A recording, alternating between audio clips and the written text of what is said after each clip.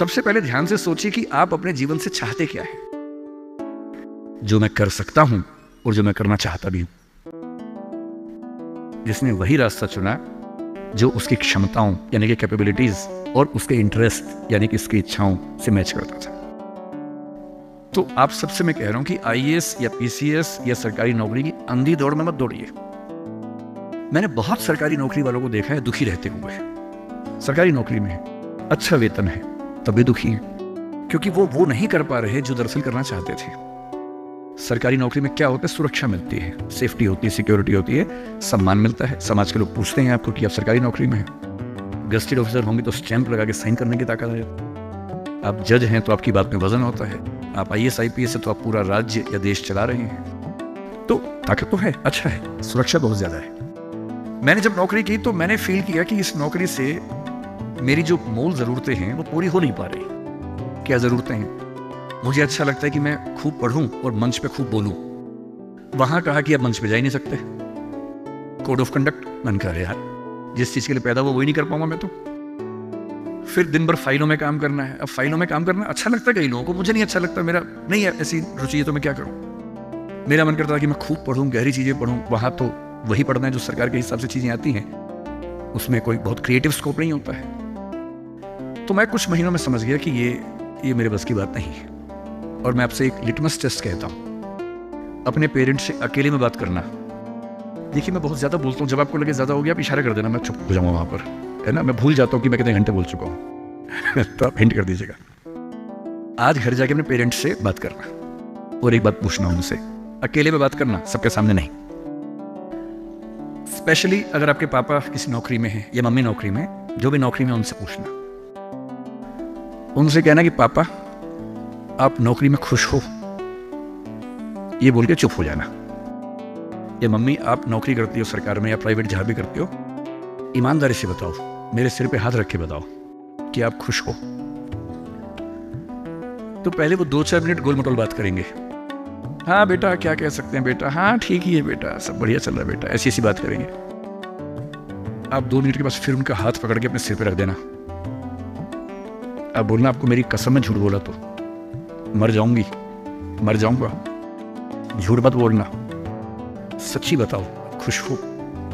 2-4-5 minute के बाद उनके आंसू निकल जाएंगे या आवाज भरा जाएगी उनकी। और मैं गारंटी दे रहा हूं, आप 10 में से 9 पेरेंट्स कहेंगे बेटा खुश तो नहीं है पर क्या करें, क्या करें। तुम्हारा करियर बनाना है, तुम्हारी जिंदगी ठीक रहे, नौकरी छोड़ भी तो नहीं सकते।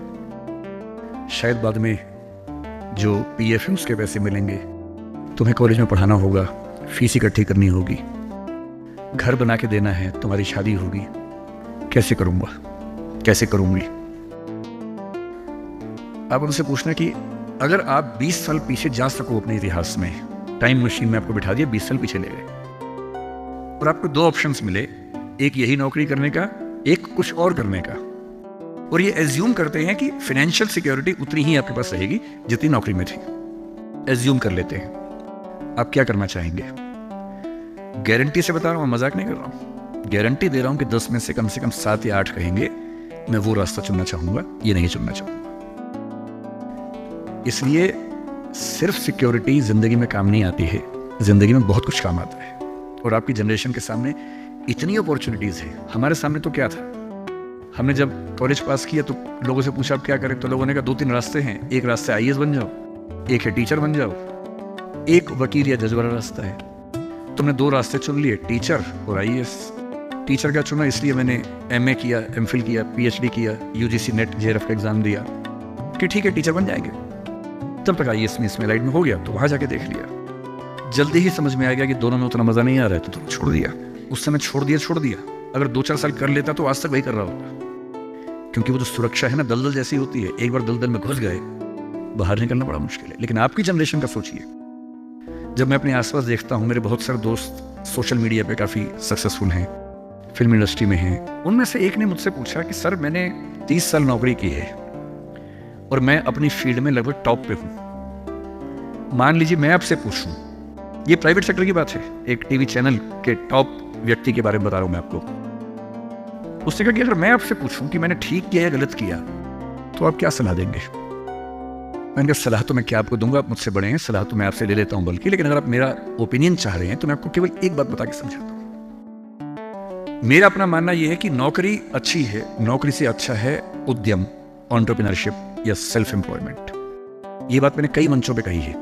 कुछ दिन पहले मैं दिल्ली का एक बहुत प्रतिष्ठित कॉलेज है, Shriram college of commerce, SRCC, वहां मैं गया था और मैंने बड़ा खुल के कहा कि स्टार्टअप करना नौकरी करने से बेहतर क्यों है, एक आर्गुमेंट दिया। वहां एक आर्गुमेंट छूट गया था, आज मैं आपको वो आर्गुमेंट बताता हूं। जब हम नौकरी करते हैं, मैंने उसी व्यक्ति को कहा कि जैसे आपने नौकरी की है, 30 साल हो गए, आपके पास 3-4 साल बचे होंगे। उसने कहा सर 3 साल बचे हैं, फिर मैं रिटायर हो जाऊंगा। मैंने कहा आपने जिंदगी भर में, मेरे ख्याल से आपकी महीने की सैलरी आजकल शायद 1.5, 2, 2.5 लाख रुपए होगी। आपने जिंदगी भर ठीक ठाक पैसा कमाया होगा, पर जितना भी कमाया होगा लगभग उतना खर्च भी हो गया होगा, क्योंकि खर्चे भी तो बढ़ते हैं ना परिवार के समय के साथ। बच्चे हैं, करियर है, बोले हाँ सर कुछ बचता नहीं है, बस ये है कि काम चल जाता है। मैंने कहा 4 साल में रिटायर होंगे, आपने एक घर जरूर खरीद लिया होगा नोएडा में। बोले हाँ सर नोएडा में। नोएडा दिल्ली के पड़ोस में है जहाँ कई लोग रहते हैं। दिल्ली में नौकरी करके घर खरीदना बड़ा मुश्किल काम है। तो दिल्ली में जो लोग नौकरी करते हैं, दिल्ली के आसपास घर खरीदते हैं। नोएडा एक जगह है, इंदिरापुरम एक जगह है, गुड़गांव एक जगह है, वहां आमतौर पर घर खरीदते हैं जो दिल्ली से सस्ता मिल जाता है और अच्छा घर मिल जाता है। मैंने कहा रिटायर हो जाएंगे, रिटायरमेंट के बाद कितने पैसे आपके पास होंगे, जिंदगी भर की बचत। बोले सर मैंने कुछ स्कीम्स में पैसा लगा रखा है, लेकिन मेरे पास 10-15 लाख रुपए कैश होगा, और जो स्कीम्स मैंने इन्वेस्ट किया हुआ है, मैंने सही टाइम पे इन्वेस्ट कर दिया था, तो मुझे महीने का 50, 60, 70 हज़ार रुपये वहां से आता रहेगा, जिससे मेरे खर्चे निकलते रहेंगे, मेरी फैमिली सेफ रहेगी, मेरे हस्बैंड वाइफ हम सेफ रहेंगे। मैंने बढ़िया है। मैंने कहा सिनेरियो नंबर 2 सोच के देखिए जरा।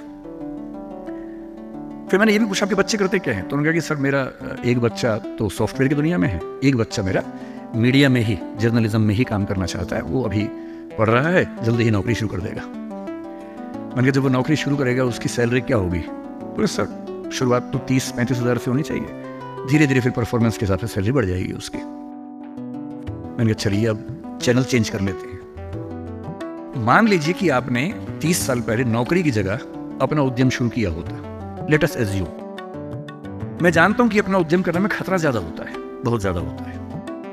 1000 में एक उद्यम बेहद सफल होता है, जिसको आप देखते हैं अखबारों में, स्टार्टअप, और वो क्या बोलते हैं, यूनिकॉर्न। यूनिकॉर्न का मतलब एक सींग वाला घोड़ा, ऐसा घोड़ा जिसका एक सींग हो। एक माइथोलॉजी है यूरोप की, उसमें यूनिकॉर्न का जिक्र आता है।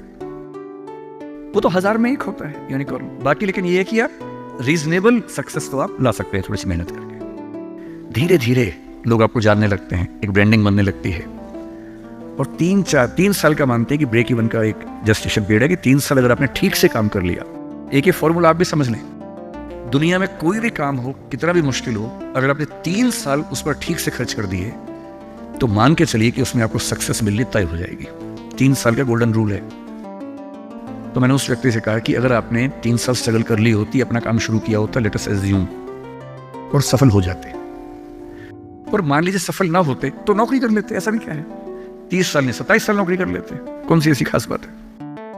और यदि आज आपका एक एम्पायर खड़ा हो जाता, अभी आप नौकरी करते हैं, उस समय शायद आप 500 लोगों को, 100 लोगों को, 1000 लोगों को नौकरी दे रहे होते।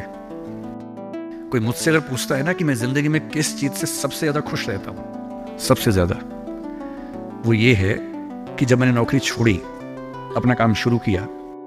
शुरू में हमारे यहाँ 3 लोग काम करते थे, आज हमारे दृष्टि ग्रुप में 1800 लोग काम करते हैं, 1800। और मुझे सबसे बड़ा सुकून इस बात का है कि 1800 परिवार चल रहे हैं मेरे उस एक फैसले से। और यदि आप उद्यम करते हैं, उनसे मैंने कहा, और एज्यूम करते हैं कि 30 साल की मेहनत के बाद आपका उद्यम जो है, आपकी अभी की सैलरी से शायद 50 गुना ज्यादा कमा रहा होता। उस कंपनी की वैल्यू आपकी सैलरी से शायद 1000 गुना ज्यादा होती, जैसा वैल्यूएशन होता है।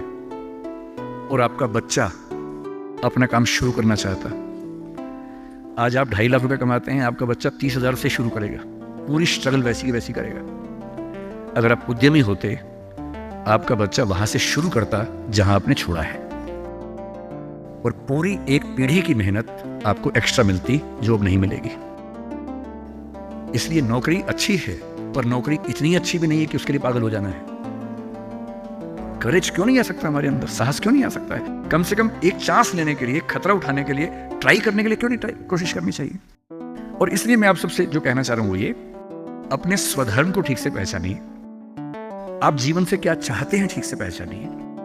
अगर आप चाहते हैं पैसा कमाना, तो सबसे अच्छा है अपना उद्यम, अपना स्टार्टअप, अपना बिजनेस, अपना काम, सेल्फ एम्प्लॉयमेंट। अगर आप चाहते हैं पावर, कि मैं कुछ करूं तो दुनिया को दिखे, तो सिविल सर्वेंट बनिए, जज बनिए, पॉलिटिक्स में आइए।